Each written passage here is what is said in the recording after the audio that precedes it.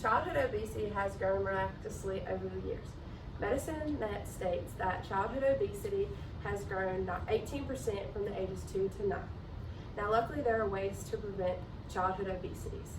Type 2 diabetes and asthma and non-alcoholic fatty liver disease and many other health risks are causes from childhood obesity, and those are more on the physical aspects.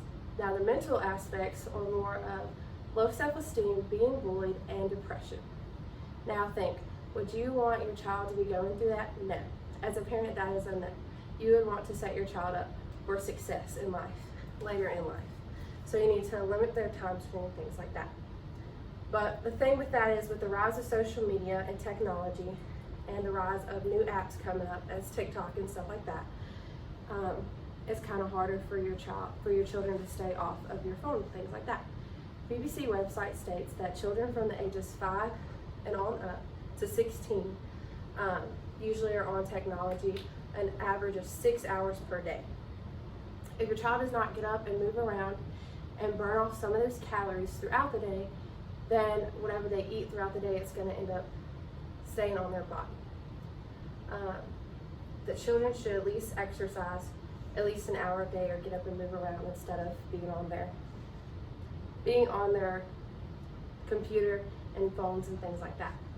Parents need to limit their screen time so that they can do other activities such as go play with friends, play outside, even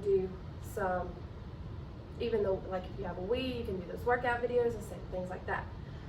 Another cause of childhood obesity is the lack of having home-cooked meals. Now, a lot of parents that are on the go think it's easier to go through a drive-through and things like that.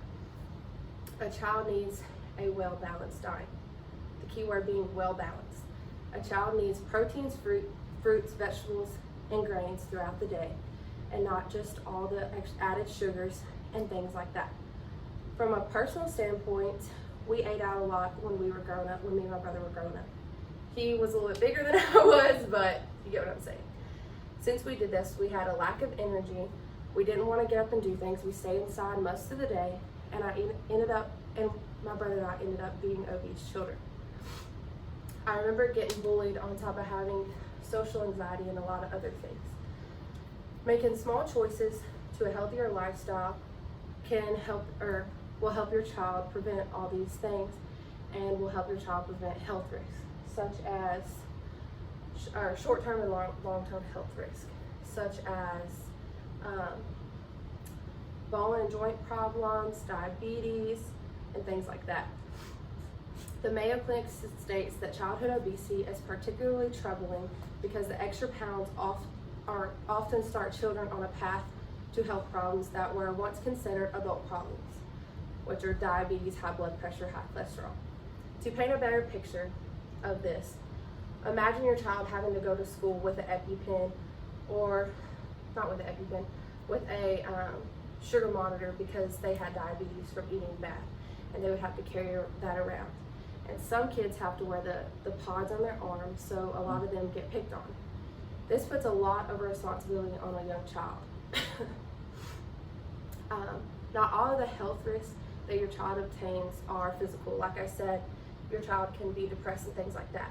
David Nabarro writes in his article, overweight or obesity in children can result in serious physiological problems, more likely to be teased or bullied, isolated, and more likely to have a increase in depression. These mental health risks often stick with your child through adult years. Children may also try to act out for negative attention instead of, doing things that are good.